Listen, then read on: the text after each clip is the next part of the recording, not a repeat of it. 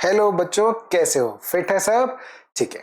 I am Dipesh and welcome to Winsome digital learning platform. आप सबका स्वागत है हमारे नेक्स्ट 8th क्लास के ओलंपियाड के टॉपिक में, जिसका नाम है language literature, language and literature. तो लैंग्वेज एंड लिटरेचर से रिलेटेड बहुत सारे बुक्स वालों के क्वेश्चन आएंगे।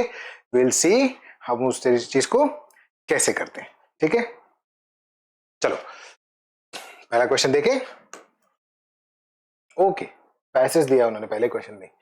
Read the passage and answer the question 1, 2 and 3। 1, 2 यहां दिया हुआ है, 3 आगे पेज पे होगा। परसिवरेंस, इस परसिवरेंस क्या होता है? निरंतर निरर्थक चलने की कोशिश करते रहने की प्रक्रिया को परसिवरेंस बोलते हैं। ठीक है, perseverance is about as important to achievement as gasoline is to driving a car. Gasoline मतलब गैस बोलते हैं वो लोग उसको, जैसे हम लोग पेट्रोल की बात करते हैं ना, पेट्रोल डीजल की फ्यूल की बात करते हैं, तो gasoline to the driving a car. There will be times when you feel like you are spinning your wheels, but you will always get out of rut with genuine perseverance. Without it, you won't be able to start your engine. Fuel तो चाहिए ही चाहिए engine start करने के लिए। The opposite of perseverance is procrastination. Perseverance means you never quit. Procrastination usually means you never get started. शुरू ही नहीं कर पाए, टालते रहने, कल पे टालते रहने को प्रोक्रेस्टिनेशन बोलते हैं, है ना। Ask people why they procrastinate and you will often hear sometimes like, I am a perfectionist, everything has to be just right before I can get down to work, no distractions, not too much noise, no telephone calls interrupting me, and of course I have to be feeling well physically too, I can't work when I have a headache. ये सब conditions flaw conditions होगी तो that only I can work, otherwise मैं कर नहीं सकता हूं। तो ये सब बहाने होते हैं ना। कोई भी इक्वेशन आपको आपके मंजिल को पाने से नहीं रोक सकते, क्योंकि कोई ऑलरेडी पढ़ रहा है आप ही की सीट लेने के लिए। वो सीट आपका हक तब होगा तब आप उसको पछाड़ दोगे, उसकी मेहनत को पछाड़ दोगे। ठीक है, फर्स्ट क्वेश्चन देख लेते हैं। What is perseverance? You never try, वो प्रोक्रेस्टिनेशन होता है। यू नेवर स्टॉप ट्राइंग, बिल्कुल ऑप्शन सही है। यू नेवर विन, बिल्कुल जीतोगे अगर ट्राई करते रहोगे तो। ऐसा कोई मेहनत ऐसी नहीं हो जो तो बेकार नहीं जाती कभी, है ना। तो you never stop trying, that is known as perseverance. Perseverance is important for success because it is a form of gasoline, it is the engine of success, it keeps you motivated, it gives you rest, it keeps you motivated. It is it gasoline? कौन सा होगा बताओ, जल्दी से बताओ। It keeps you motivated, है ना, motivated रखता है आपको हर चीज के लिए। रेस्ट तो नहीं देता है, फॉर्म ऑफ गैसोलीन नहीं है, कोई साइंटिफिक कॉम्पोजिशन नहीं है परसिवरेंस की, है ना। वो उन्होंने एक एग्जांपल के तौर पे यूज किया है, तो option C is correct. What is the opposite of perseverance? अभी उन्होंने बताया पोस्टपोनमेंट, पुटिंग ऑफ नहीं होता है, प्रोक्रेस्टिनेशन होता है, यानी यू नेवर इवन स्टार्टेड। और परसिवरेंस पे यू नेवर स्टॉप ट्राइंग, तो डेफिनेटली उसका ऑपोजिट हो गया। चलो नेक्स्ट क्वेश्चन करते हैं। Give one word for the person with the prejudice belief in the superiority of her own, of his और हर ओन काइंड, कि भाई मेरी मैं ही सर्वश्रेष्ठ हूं, आई एम द बेस्ट, कोई भी मेरे जैसा नहीं है, ना मेरे से ऊपर कोई रेस आती है, ना कोई कम्युनिटी आती है, ना कोई रिलीजन आता है, मेरा भगवान ही सबसे ऊपर है, मैं ही। अब जो उसको रिलीजियस बिगड़, रिलीजियस शोविनिस्ट, मेल शोविनिस्ट बोल दोगे, उसके आगे कोई एडजेक्टिव लगा दोगे तो मतलब मेल के रिगार्डिंग है, तो मतलब वो दूसरे जेंडर्स को अच्छे वो लोअर ग्रेड से देख रहा है वगैरह, वो उस तरह से, तो मेल शोविनिज्म वगैरह उस तरह से आता है। उस जो प्रॉब्लम बोलते हैं उसको बोलते हैं शोविनिस्ट, है ना। बोहेमियन सोसाइटी अलग होती है। फास्टिडियस पर्सन कौन होता है? फास्टिडियस वो होता है जो वेरी हार्ड टू प्लीज, जिसको खुश करना बहुत मुश्किल होता है। ठीक है। सेडिस्ट कौन होता है? Who feels pleasure in giving pain. अभी सेल्फ सेडिस्ट पर्सन भी होता है, खुद का दर्द देख के भी बहुत खुश हो रहा है, ब्लड देख के। और कुछ होते हैं जो सेडिस्ट होते हैं, जो दूसरों को पेन देके या दूसरों को पेन में देख के खुश होते हैं, they are sadist person. But हमारा आंसर है शोविनिस्ट।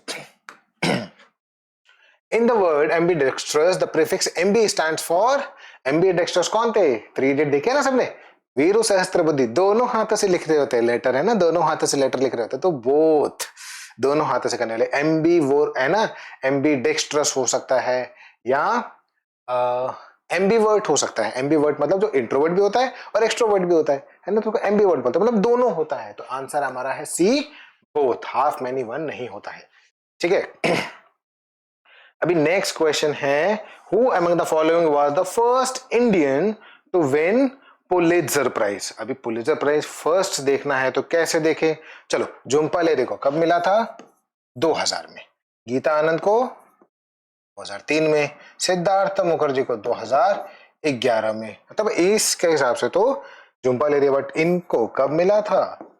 1937 के अंदर पुलित्जर प्राइज मिल गया था, है ना। और इनको झुंपा लेरी को तो हमने अभी शायद पहले वाले जो क्वेश्चन आया उसके अंदर भी हम लोगों ने इनको डिस्कस किया है कि इंटरप्रेटर ऑफ मालाडीज के लिए इनको मिला था, ठीक है। तो बहुत इंपॉर्टेंट क्वेश्चन ये भी बन जाता। हमने बाकी ऑप्शंस इसलिए डिसाइड करते हैं ताकि आपको आइडिया रहे कि भाई अगर इन क्वेश्चंस के अंदर भी ऑप्शन से अगर कोई क्वेश्चन बन जाता है तो भी आपको पता रहना चाहिए भाई ये है तो क्यों है और बाकी ऑप्शंस नहीं है तो क्यों है। चलो हमारा answer is D, Govind Bihari Lal. ठीक है। Which of the following novels were authored by the legendary Indian novelist Bankim Chandra Chattopadhyay? Bankim Chandra Chattopadhyay, ये तीनों जो है ये इन्हीं की है। तो देवी चौधरानी, दुर्गेश नंदिनी और विष वृक्षा। विष मतलब विष, पॉइजन, है ना, द पॉइजन ट्री। तो ये सारी की सारी जो है वो इन्हीं की है। कब आया था? एक 84 में, ये आई थी 1884 में, ये आई थी 1865 में, और जो ये है विष वृक्षा ये आई थी 1873 में। ये सारी इन्हीं की है। तो answer is all of these. ठीक है। नेक्स्ट क्वेश्चन है which of the following Indian Sanskrit scholars has authorised the book title the birth place of Kalidasa in 2026? अब 1926 की बात कर रहा है, तो ये दोनों ऑप्शन हम लोग इसलिए हटा सकते हैं क्योंकि यहां तो ये बात कर रहा है किंग हर्षा की, जो 6th सेंचुरी का किंग है ना, किंग हर्षा जो हर्षा था, है ना, या फिर जो 12th सेंचुरी में जो पोएट थे श्री हर्षा, उनके बारे में बात करता है ना। अगर 12th सेंचुरी की बात करता है, ये तो 19, ये तो 20th सेंचुरी है, तो डेफिनेटली इतने टाइम तक तो वो जिंदा नहीं रहे होंगे, तो ये अपना ऑप्शन तो नहीं होगा। शिशिर कुमार दास, ये 1936 में तो ये पैदा हुए थे, तो भी 1926 का कुछ लिख नहीं सकते, 2003 तक ये थे, है ना, तो ये भी हमारा ऑप्शन नहीं है। पंडित के शांताराम, अब पंडित के शांताराम तो संस्कृत स्कॉलर थे ही नहीं, है ना, वो संस्कृत, उनका संस्कृत स्कॉलर नहीं था। He was associated, mainly associated with constituent, I'm really sorry, I have a bit of cough.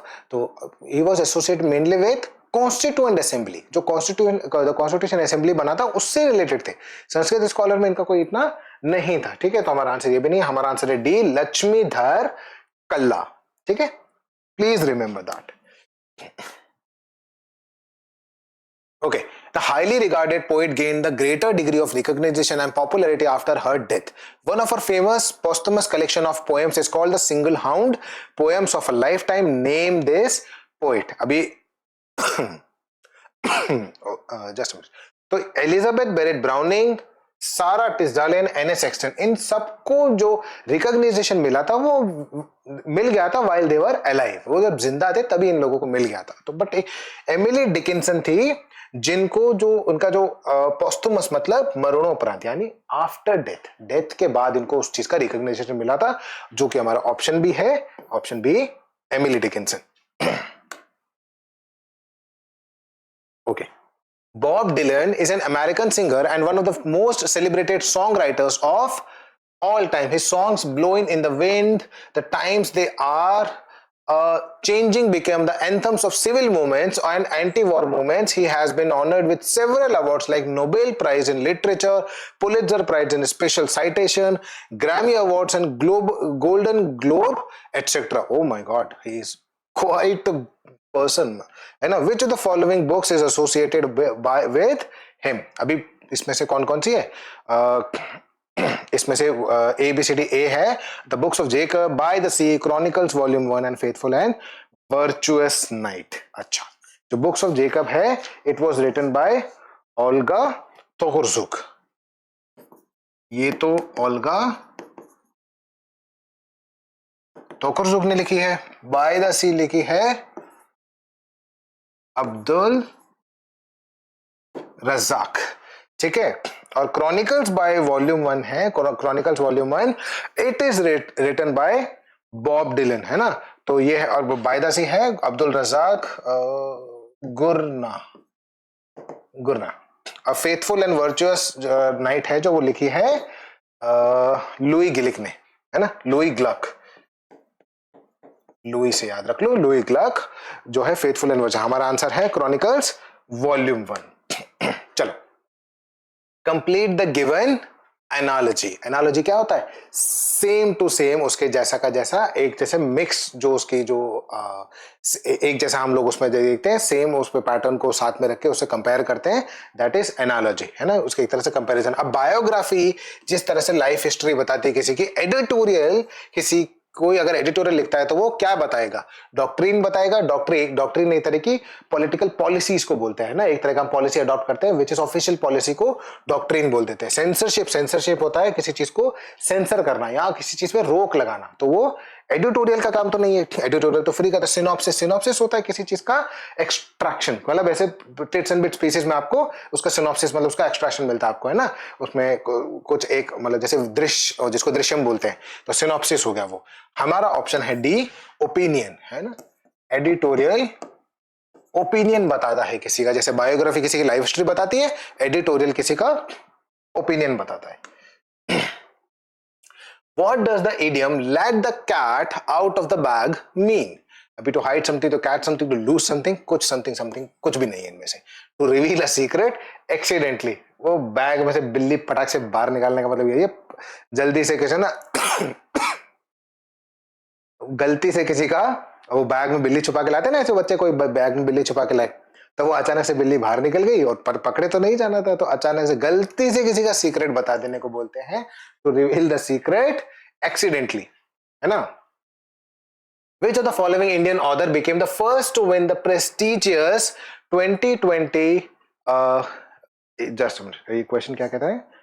Which of the following Indian author became the first to win the prestigious 2026 Commonwealth Short Story Prize? अब इन सबको अपने अच्छे खासे prize, Reena, Usha, रुनको, Kritika Pandey, Sanjana Thakur वगैरह मिल चुके हैं, but short story prize के लिए 2016 में जो प्राइज मिला था, कॉमनवेल्थ शॉर्ट स्टोरी प्राइज, किसको मिला था? इंडियन ऑथर को पराशर कुलकर्णी को। अभी Parashar Kulkarni is our right answer, और इनको मिला था शॉर्ट स्टोरी, कॉमनवेल्थ का जो प्राइज है 2016 के अंदर, बाकी लोगों को 16 में नहीं मिला है, ठीक है। चलो next question. Poet Makhanlal Chaturvedi was the first recipient of the Sahitya Akademi Award in Hindi language for his work in the year work 1955। 1955 के टाइम पे उनको किसको प्राइज, मतलब कौन से वर्क के लिए? अभी सारी की सारी जितनी भी पोएम्स वगैरह है वो सब ही माखनलाल चतुर्वेदी जी की हैं। अभी माखनलाल चतुर्वेदी जी की अगर ये सारी पोएम है तो हम लोगों को इसमें बस ये देखना है कि उनको इसमें किसको, युग चरण साहित्य देवता, ये दूसरे वर्ग है। हिम कृतनी को तो इसमें तो देव पुरस्कार उनको मिला था, उनमें उनको साहित्य अकादमी अवार्ड नहीं मिला था। साहित्य अकादमी अवार्ड मिला था हिम तारंगिनी के लिए, जो हिम तारंगिनी है उसके लिए। युग चरण मतलब एक तरह से एरा के लिए, जो era of start of an era वगैरह, युग चरण वगैरह ना, उसके जो पैर पड़ते हैं पहले, फीट ऑफ एरा, तो इस तरह से वो था। उसमें सारे हिम किरीतनी, युग चरण, साहित्य देवता, हिम तारंगिणी, तो हिम तारंगिनी के लिए उनको साहित्य अकादमी, वो ना one of the most prestigious prize होता है, ठीक है। चलो, Homer's epic poems Iliad and Odyssey are the oldest known literary sources of which mythology? Simple है, लैटिन, एंग्लो सेक्शन वगैरह, एंग्लो सेक्शन होते थे जो इंग्लिश, ब्रिटिश और सेक्शंस, जो एक तरह के ट्राइबल ग्रुप्स वगैरह थे उसके रहे थे, और तो उसके उसमें आपको नहीं मिलता है, रोमन भी नहीं है, ये है ग्रीक माइथोलॉजी से रिलेटेड है। जितने भी होमर्स के एपिक पोएम्स हैं वो आपको ग्रीक माइथोलॉजी से इंस्पायर मिलते हैं। And Odyssey are the oldest known literary sources है। लिटरेरी सोर्सेज मतलब रिलेटेड टू लिटरेचर, जो एक हिस्ट्री विस्ट्री के सोर्सेज होते हैं, लिटरेरी सोर्सेज होते हैं, उसमें आपको मिलता है, वो है ग्रीक माइथोलॉजी के अंदर, ठीक है। चलो next question. Okay, he was an Indian born American novelist widely known as one of the pioneers of Indian English literature. He wrote a novel Kanthapura, which is an example of the determination and courage of our freedom fighters. He was rewarded with Sahitya Akademi Award in 1964, Padma Vibhushan in 2007, and the Neustadt International Prize for Literature in 1988. Mostly ये German होना चाहिए, ठीक है। Who was he में इसमें blue colour चाहिए तो हम ब्लू कलर ले लेते हैं। तो अभी रोहिंटन मिस्त्री के बारे में बात करो। रोहिंटन में से इंडो कैनेडियन राइटर है ना, नॉट, ये मॉडर्न टाइम के, मॉडर्न पीरियड के हैं। तो ये जो हमारा जो आंसर है वो he is an pre independence era. जो कंठपुरा है वो 1938 के अराउंड आया था कंठपुरा। तो ये डेफिनेटली ये तो मॉडर्न टाइम के, तो ये हमारा आंसर है नहीं। हमारा आंसर है बी, राजा राव, इन्होंने लिखा था कंठपुरा। ही इज मतलब बहुत नॉवल फ्रीडम फाइटर्स वगैरह के बारे में जो कंठपुरा वगैरह जो उन्होंने पूरा लिखा है, वो एक फ्रीडम फाइटर्स की स्ट्रगल को दिखाता है ना। इंडिपेंडेंस का एग्जांपल था, उसमें बहुत सारे एग्जांपल्स दिए हुए कि फ्रीडम फाइटर्स ने किस तरह से किया है। बाकी ऑप्शन एक बार देख लेते हैं। मुल्क राज आनंद है ना, कुली, और कुली जैसे जो एक कुली करके आया था, कॉमन अनटचेबल करके आया था, अनटचेबल एंड कुली, इनका बहुत इंपॉर्टेंट वर्क है। हमारा आंसर नहीं। Are K Narayan again very famous author, बहुत फेमस है। मालगुडी डेज जो बहुत फेमस हुआ था उस टाइम पे है ना, उसकी टीवी सीरीज वगैरह भी बनी थी है ना। तो R K Narayan Malgudi days का राइटर, बट हमारा आंसर है बी, राजा राव। चलो नेक्स्ट क्वेश्चन देखते हैं। The young writer wrote his first novel at the age of 12। 12 साल की उम्र में इन्होंने एक नॉवल लिख दिया है ना। It was a loosely autobiographical novel that reached the New York times best seller list. The novel is called just Jake. Name the author of this novel. अब जेक ही उसमें है और इस बंदे का नाम भी एक्चुअल में जेक है ना। चारों का नाम जेक ही दिख रहा है, तो जेक मार्टिनेज एंड जेक ब्राउन नहीं है। इसका आंसर है जेक मार्सियोनेट है ना, जेक मार्सियोनेट। जेक मार्सियोनेट जो इसका राइटर इसने लिखा। अब इसमें जो जेक ट्रेम्बले है, यही इसके कैरेक्टर का नाम था उसके अंदर। हमारा जो आंसर है वो है सी, जेक मार्सियोनेट। और जो जेक ट्रेम्बले, इसी का जो जस्ट जेक है, उसमें जो कैरेक्टर का नेम होता है जस्ट जेक ट्रेम्बले ही होता है। चलो नेक्स्ट क्वेश्चन देखते हैं। What does this idiom call it a day means? Call it a day मतलब let's call it a day, यानी अब सब कुछ रैप अप करो, पैकअप करो और घर जाओ है ना। मतलब अब सारा काम बंद करो। To stop working on something, that is to call it a day. To tell a secret अगर हम देखेंगे तो वो टू स्पिल द बीन्स वगैरह बहुत सारे इसमें अलग इडियम्स आते हैं, बट हमारा जो आंसर है वो है ए। I'm sorry. The blank piece of paper is God's way of telling us how hard it is to be God. एक खाली पन्ना, एक कोरा कागज हमें ये बताता है कि एक ईश्वर होना कितना मुश्किल है, कितना मुश्किल काम है, और कितनी डीप बात है कि मतलब उसमें क्या लिखोगे तुम, क्या लिखना चाहोगे। एक छोटे से बच्चे को अगर ईश्वर बना कर उसमें देखो तो वो लिख देगा नहीं, कैंडी की पेड़ होने चाहिए, चॉकलेट के फाउंटेन होने चाहिए है ना, और जो पेड़ों के ऊपर जो कैंडी फ्लॉस है वो उगना चाहिए। तो और किसी एडल्ट को बोलोगे तो नहीं, पैसा होना चाहिए स्टॉक मार्केट में मेरे पास इतना से, ये सब वगैरह। तो इतना मुश्किल होता है एक भगवान होना। हर एक के एज, डायमेंशंस और थिंकिंग, ओपिनियन, हर चीज की वजह से उनके ओपिनियन चेंज हो जाते हैं है ना। तो अब इसके अंदर हम लोग देख लेते हैं जो डैन ब्राउन जो फेमस थे, किसके लिए फेमस थे? द विंची कोड के लिए है ना।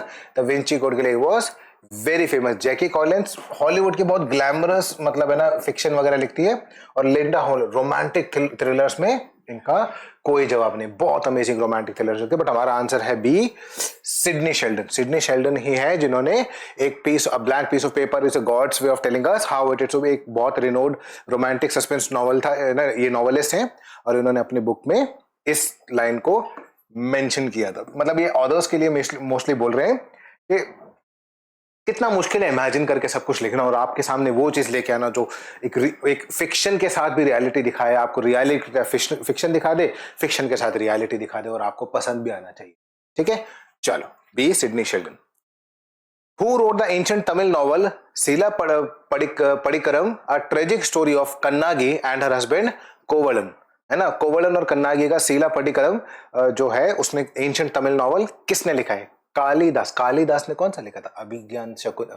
कालिदास जी ने लिखा था कौन सा? अभिज्ञान शकुंतला में मेघदूत जैसे बहुत अमेजिंग नॉवल लिखे थे, ये नहीं लिखा था। ठीक है ना।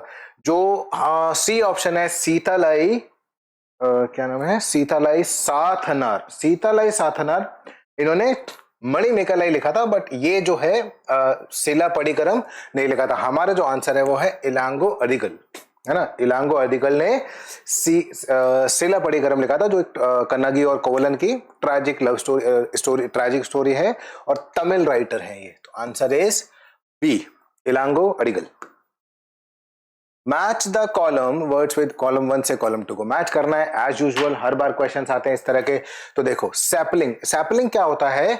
जो पौधे, जब उस समय जब छोटे छोटे पौधे होते हैं ना, पौधे जो बहुत अंकुरित जो फूटने वाले होते हैं, जब उसको उनमें स्प्राउटिंग हो जाती है और इतने छोटे छोटे से पौधे बन जाते हैं है ना, जो बड़े पेड़ होते हैं, जो इसमें एक young tree is a sapling. ठीक है, हैचेट, हैचेट एक तरह से मैचेट और हैचेट होती है, एक तरह की एक्स वाला कुल्हाड़ी जैसी कुछ होती है, स्मॉल एक्स जो होती है उसको बोलते हैं हैचेट। स्ट्रून, स्ट्रून क्या होता है, बहुत ही बिखरा हुआ सा, अनटाइडली और स्कैटर्ड, अनटाइडली बहुत अजीब तरीके से, मतलब वो ऐसे कैसे भी रैंडम अनऑर्गेनाइज तरीके से जो अगर बिखरा हुआ है बहुत गंदे तरीके से, that is stunned. Astonished, very surprise, है ना। तो मतलब एस्टोनिश्ड हम लोग इस तरह के वर्ड क्यों लेते हैं, वेरी का यूज हम लोगों को भी कम करना चाहिए कि इफेक्टिव कम्युनिकेशन स्किल्स में क्या होता है, उसमें वेरी नहीं लगाते कि very, he is very intelligent, हम लोग ऐसे नॉर्मली बोलते हैं, बट है instead of using very intelligent what will use, brilliant, है ना। आई एम वेरी हंग्री, मतलब हंग्री नहीं है आप, तो वेरी हंग्री ही मेरी भूख को शो कर सकता है, तो वेरी हंग्री को क्या बोलते हैं, फैमिश्ड, है ना। तो इस तरह के जो वर्ड होते हैं वो एक उसके भी नेक्स्ट लेवल एक्सट्रीम को बताने के लिए, तो जब आप सरप्राइज नहीं, बहुत सरप्राइज हो जाओगे, आई एम वेरी सरप्राइज्ड, तो वेरी सरप्राइज्ड एक थोड़ा सा लैक ऑफ वोकेबलरी को शो करता है, तो उसके लिए वर्ड आया है एस्टोनिश्ड, ठीक है। तो इसमें कौन सा ऑप्शन आ जाएगा, 1 का 4, 1 का 4 किस किस में है, 1 का डी इसके अंदर ही, शायद एक के अंदर ही है, तो मतलब सी हमारा आंसर हो जाएगा, ठीक है। चलो नेक्स्ट करें। Select the incorrect match of the word with its synonym. अगास्त, अगास्त का मतलब ये होता है शॉक्ड, बहुत एकदम भौचक, एकदम मतलब भौचक्के से रह जाना, या फिर एकदम शॉक में देखना, एकदम देखते ही उस चीज को शॉक लग जाता है, तो अगास्त आता है। डिलैपिलेटेड है ना, डिलैपिडेटेड, डिलैपिडेटेड मतलब बहुत जिसकी बहुत पुराना हो चुका हो। कंटेम्पलेट मतलब होता है पॉन्डर, पॉन्डर मतलब क्या होता है, पॉन्डर इज किसी भी चीज के ऊपर बहुत लंबे टाइम तक सोचना, to think upon something for a very long period of time, है ना, दैट इज पॉन्डर। और कंटेम्पलेट उसका मीनिंग, कंटेम्पलेट का ही एक मीनिंग है, बिल्कुल सही है सिनोनिम। डाइवर्ज, साइलेंट, डाइवर्ज का जो मीनिंग है वो साइलेंट नहीं होता, डाइवर्ज मतलब होता है टू रिवील, है ना, टू शो और टू रिवील होता है इसका मतलब, साइलेंट नहीं होता। तो ये हमारा जो आंसर है वो है डी हो जाएगा, ये इनकरेक्ट है ना, इनकरेक्ट मैच है डाइवर्ज। इसका मतलब क्या हमने बताया क्या, टू रिवील और to show display. The blood dimmed tide is loosed and everywhere the ceremony of innocence is drowned, the best lack of all conviction while the worst are full of passionate intensity. These beautiful lines are taken from the poem The Second Coming.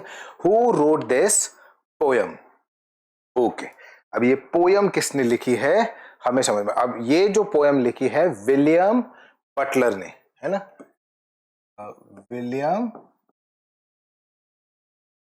Buttler. आपका option में तो है ही नहीं, W.B. येट्स दे रखा है ना, William Butler Yeats Irish novelist थे, है ना, उन्होंने ये लाइन लिखी थी, आयरिश पोएट थे। अब जो बाकी जो लुइस कैरल है, लुइस कैरल किस लिए, Alice in the Wonderland, Alice in Wonderland इन्होंने लिखी थी। W.H. ऑर्डन, बहुत एक फेमस इनका वर्क था, अननोन सिटीजन, है ना, अननोन सिटीजन इन्होंने लिखा था। रॉबर्ट फ्रॉस्ट का एक वो बहुत इंपॉर्टेंट वर्क फेमस हुआ था, road not taken, road not taken, unknown citizen और एलिस इन बॉर्डरलैंड। अगर इनमें से भी क्वेश्चन आता तो यू कैन इजीली आंसर। जो हमारा आंसर है द सेकंड कमिंग, जो लिखा था W.B. येट्स ने, मतलब विलियम बटलर येट्स। चलो नेक्स्ट क्वेश्चन देखते हैं। Select the option that correctly matches the author with the book written by or him or her. Khushwant Singh, India in introduction, बिल्कुल करेक्ट मैच है, इन्होंने लिखी थी। Ruskin bond, the blue umbrella, इन्होंने ही लिखी है। Vikram Seth, the golden gate, बिल्कुल करेक्ट मैच है। Shashi Tharoor, the $5 smile and other stories, बिल्कुल। चारों के चारों ऑप्शन अपने आप में करेक्ट है। चारों ऑप्शन किसमें, डी के अंदर, 1, 2, 3 एंड 4 सारे के सारे ऑप्शंस करेक्ट है, आपस में इन्होंने ही लिखे हैं, जो उसके आगे ऑथर मेंशन्ड है। The few books are listed in the box, the vendor of sweets, hungry stones, the king of the dark chamber, the bachelor of arts and the financial expert. अब ये पूछ रहे हैं जो Malgudi days are K Narayan है ना, उनकी कौन कौन सी बुक्स है, तो the vendor of the streets definitely R K Narayan की है। द हंग्री स्टोन्स ये है रविंद्रनाथ टैगोर की, है ना। The king of the dark chambers ये भी रविंद्रनाथ टैगोर की है।